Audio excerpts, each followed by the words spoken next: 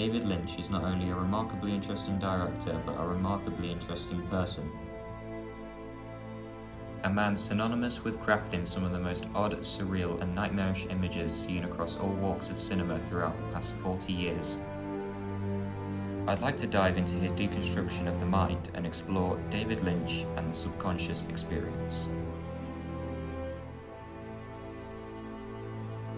From his very first film, Eraserhead in 1977, Lynch cemented himself as an auteur-filmmaker and an interesting voice in the ever-changing world of movie making.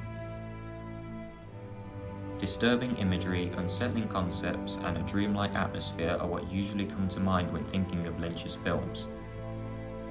Taken at face value, it may seem like there's nothing to his films beyond a keen sense of technical prowess and a very strange way of telling stories.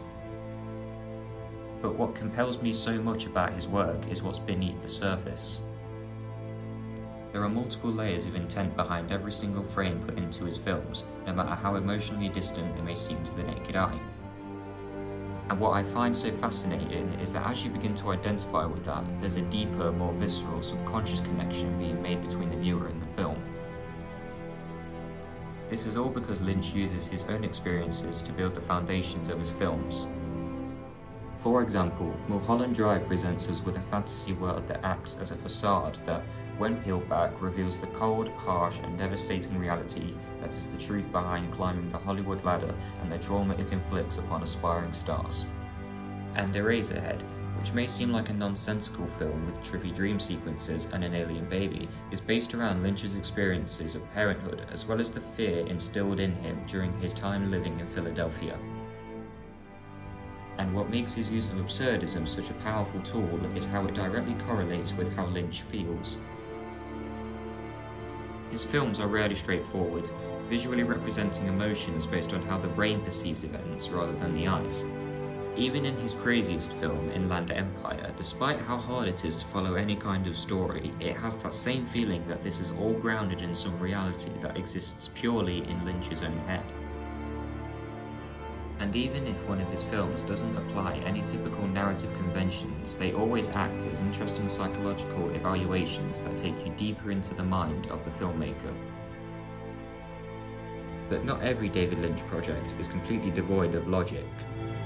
For example, The Straight Story is an unusually straightforward drama that deals with the existential fears surrounding growing old. By far his most heartfelt project, yet it doesn't feel out of place when comparing to the rest of his filmography. This is because Lynch's soulfulness is on full display, something that often comes through, even in his darkest movies. He is a very mindful person, and he utilises that spirituality to evoke so many different vibes from his films. He is someone who clearly holds the true cinematic experience in the highest regard. Just look at how he talks about watching movies on your phone. Now, if you're playing the movie on a telephone, you will never in a trillion years experience the film. He clearly values the importance of cinema, and it's always evident in his work due to how much passion is clearly put into every second on screen. Within the span of a career, he has made films that are funny, depressing, confusing, terrifying, beautiful, and sometimes all of the above.